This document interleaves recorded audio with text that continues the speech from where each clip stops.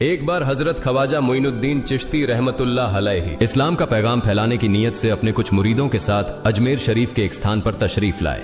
जिस मुकाम पर हजरत ख्वाजा मोइनुद्दीन चिश्ती रहमतुल्लाह अलैहि ने कयाम किया, वहां के करीब ही एक बड़ा तालाब था जिसे स्थानीय हिंदू लोग अनासागर कहते थे। उस दौर में इस तालाब की वुसात और पवित्रता के कारण हिंदू समाज में इसका बहुत एहतराम किया जाता था। उनका यह अकीदा था कि जो शख्स दिन भर गुनाह करने के बाद इस तालाब में गौस्ल करता है, उसके तमाम गुनाह धुल जाते हैं। इसी वजह से वे इस तालाब को हमेशा दियों से सजाए रखते थे। कहा जाता है कि इस तालाब में हर रात दिए जलाने के लिए तकरीबन 3 मन तेल की जरूरत होती थी। तालाब की पवित्रता के कारण वहां सभी हिंदुओं को दाखिल होने की इजाजत नहीं थी। सिर्फ आला तबके के ब्राह्मण ही वहां गौस्ल कर सकते थे और तालाब के पानी को छू सकते थे। उनका यह मानना था कि अगर ब्राह्मणों के अलावा कोई और तालाब के पानी को छू ले तो पानी नापाक हो जाएगा। हजरत ख्वाजा मोइनुद्दीन चिश्ती रहमतुल्लाह अलैहि और उनके मुरीद लंबे सफर से थके हुए थे। कुछ देर आराम फरमाने के बाद जब नमाज का वक्त हुआ तो ख्वाजा मोइनुद्दीन चिश्ती रहमतुल्लाह अलैहि ने हजरत बख्तियार काकी रहमतुल्लाह अलैहि को अजान देने का हुक्म दिया। हुक्म पाकर हजरत बख्तियार काकी रहमतुल्लाह अलैहि ने अजान देना शुरू किया। उस वक्त हिंदुस्तान में तौहीद का पैगाम और अजान के अल्फाज किसी ने नहीं सुने थे। जब लोगों ने पहली बार अजान के अल्फाज सुने तो उनके दरमियान हलचल मच गई। लोग अपने घरों से बाहर आकर एक दूसरे से कहने लगे, ये फकीर लोग कहां से आ गए और ये क्या पढ़ रहे हैं। अजान खत्म होने के बाद हजरत ख्वाजा मोइनुद्दीन चिश्ती रहमतुल्लाह अलैहि और उनके साथियों ने अनासागर तालाब पर जाकर वुजू करना शुरू किया। जब हिंदू पुजारियों ने देखा कि एक अजनबी दरवेश उनके मखसूस तालाब का इस्तेमाल कर रहा है तो उनके दिल में गुस्से की आग भड़क उठी। एक पुजारी बोला, यह दरवेश कहां से आ गया? बिना हमारी इजाजत के इसने हमारे पाक तालाब को हाथ लगा दिया। हम इस तालाब को कितना मुकद्दस मानते हैं और इन मुसाफिरों ने इसे नापाक कर दिया है। इसका कोई हल निकालना ही होगा। इसके बाद हजरत ख्वाजा मोइनुद्दीन चिश्ती रहमतुल्लाह अलैहि ने तमाम साथियों के साथ मिलकर जमात के साथ नमाज अदा की। लोग ये मंजर देखने लगे और कहने लगे, ये तो कोई अजीब फकीर है। हमारे मंदिरों में सब देवी देवता मौजूद हैं और ये उनकी इबादत न करके किसी नए खुदा की इबादत कर रहा है। अगर मंदिर के बाहर भी कोई खुदा है तो उसे भी मंदिर में रखा जाना चाहिए ताकि लोग उसकी भी पूजा कर सकें। शाम ढलने लगी। शाम होते ही राजा पृथ्वीराज के ऊंटों के चरवाहे अपने ऊंट लेकर उस जगह पहुंचे। इत्तेफाक से हजरत ख्वाजा मोइनुद्दीन चिश्ती रहमतुल्लाह अलैहि उसी जगह पर तशरीफ फरमा थे जहां आमतौर पर राजा के ऊंट आराम किया करते थे। चरवाहों ने देखा कि एक दरवेश का काफिला उनके मुकाम पर आकर बैठा है। उन्होंने हजरत ख्वाजा मोइनुद्दीन चिश्ती रहमतुल्लाह अलैहि और उनके साथियों से कहा, अरे फकीर बाबा, आप कहां से तशरीफ लाए हैं और यहां आकर बैठ गए? क्या आपको मालूम नहीं कि यहां रोजाना राजा पृथ्वीराज के ऊंट आराम फरमाते हैं? राजा के ऊंट यहां आराम करते हैं। ये जानते हुए भी आपने यहां बैठने की जुर्रत कैसे की? हजरत ख्वाजा मोइनुद्दीन चिश्ती रहमतुल्लाह अलैहि ने उन चरवाहों को नरमी से जवाब दिया, बाबा, हम मुसाफिर हैं और अनजान हैं। हमें मालूम नहीं था कि इस मुकाम पर राजा के ऊंट आराम करते हैं। चूंकि हम पहले ही यहां रात गुजारने का इरादा कर चुके हैं, तुम अपने ऊंटों को आज किसी और जगह आराम देने ले जाओ। आसपास बहुत सी जगहें हैं। हजरत ख्वाजा मोइनुद्दीन चिश्ती रहमतुल्लाह अलैहि का जवाब सुनकर पृथ्वीराज के चरवाहे बोले, फकीर की हिम्मत तो देखो, कहता है कि राजा के ऊंटों को कहीं और ले जाएं और खुद यहां बैठे रहेंगे। फकीर बाबा, यह तो हरगिज मुमकिन नहीं है। राजा के ऊंट अपने ही मुकाम पर बैठेंगे।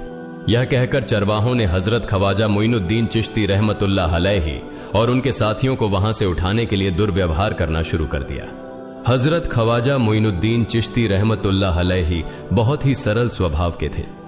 जब उन्होंने देखा कि चरवाहे दुर्व्यवहार कर रहे हैं तो उन्होंने बख्तियार काकी रहमतुल्लाह अलैहि से कहा, बख्तियार, हम यहां बैठकर क्या करेंगे? जब राजा के ऊंटों को यहीं बैठाना है तो रहने दो, ऊंट यहीं बैठे, हम यहां से जा रहे हैं। यह कहकर हजरत ख्वाजा मोइनुद्दीन चिश्ती रहमतुल्लाह अलैहि अपने साथियों के साथ वहां से चले गए। अगली सुबह जब ऊंटों को फिर से चरागाह में ले जाने का समय आया तो चरवाहे ऊंटों को उठाने की कोशिश करने लगे, लेकिन बार बार कोशिश के बावजूद वे ऊंटों को उठा नहीं सके, क्योंकि अल्लाह के वली हजरत ख्वाजा मोइनुद्दीन चिश्ती रहमतुल्लाह अलैहि ने कहा था कि ऊंट यहीं बैठेंगे।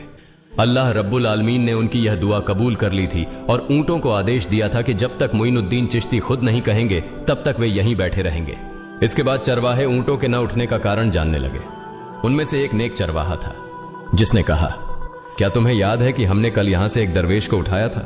जाते जाते उन्होंने कहा था कि हम जा रहे हैं, राजा के ऊंट यहीं बैठेंगे। मुझे लगता है कि उनके कहे शब्दों के कारण ही राजा के ऊंट उठ नहीं पा रहे हैं। शायद वह कोई बड़े वली हैं या अल्लाह का कोई अवतार है।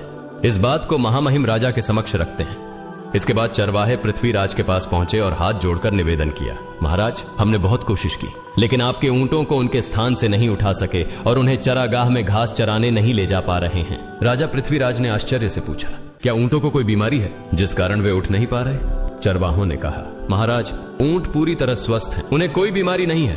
पृथ्वीराज ने कहा, तो फिर वे अपनी जगह से क्यों नहीं उठ रहे? चरवाहों ने कहा, महाराज, कल उस स्थान पर एक दरवेश बैठे थे, हमने उनके और उनके साथियों के साथ काफी दुर्व्यवहार किया और उन्हें वहां से उठा दिया था। जाते जाते उन्होंने कहा था, राजा के ऊंट यहाँ बैठेंगे और उठेंगे नहीं। हमें लगता है कि दरवेश की बद्दुआ के कारण ही ऊंट अपनी जगह से नहीं उठ पा रहे हैं। तब पृथ्वीराज ने हुक्म दिया, अच्छा, जाओ और उस दरवेश को मेरे पास ले आओ। जब हजरत ख्वाजा मोइनुद्दीन चिश्ती रहमतुल्लाह अलैहि पृथ्वीराज के दरबार में पहुंचे तो पृथ्वीराज ने उनसे पूछा, ए दरवेश, आपने मेरे ऊंटों को क्यों पंगु बना दिया है? मेरे ऊंट भूखे मर रहे हैं, कृपया अपना जादू उनसे हटा लें।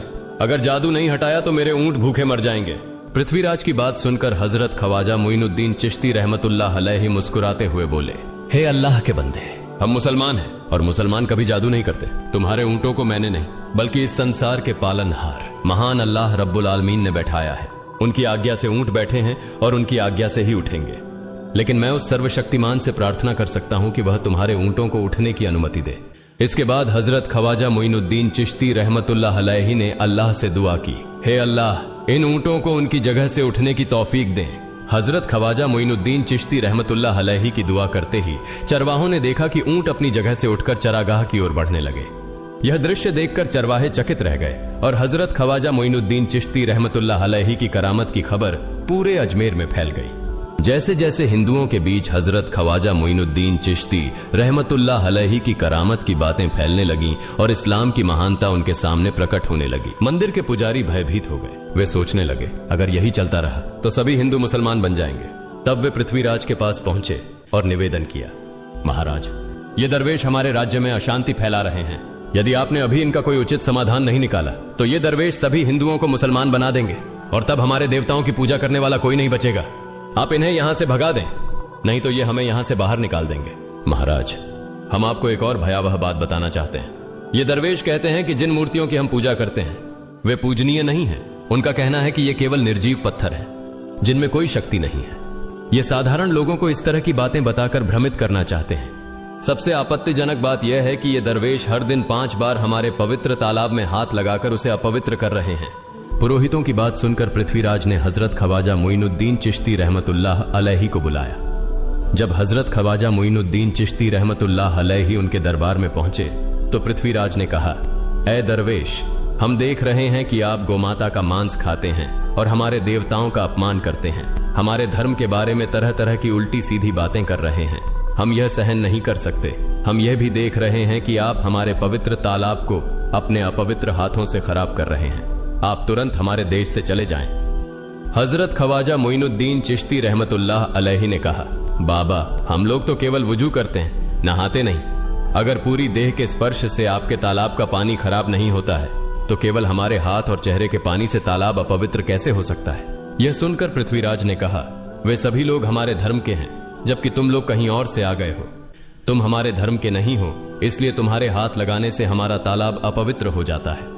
तब हजरत ख्वाजा मोइनुद्दीन चिश्ती रहमतुल्लाह अलैहि ने कहा, अच्छा बाबा, हम अब आपके तालाब के पानी को हाथ नहीं लगाएंगे, लेकिन हमें पानी की जरूरत है तो हम चाहते हैं कि केवल एक बर्तन में पानी ले लें।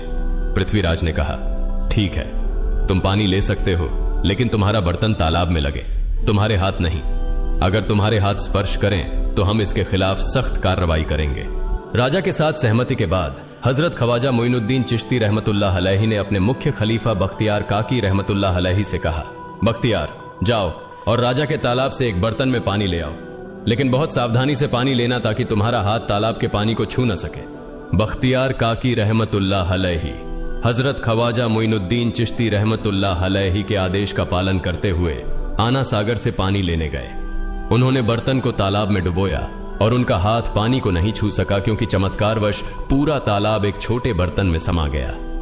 आना सागर पूरी तरह से सूख गया और उसकी तली में केवल सूखी रेत दिखाई देने लगी।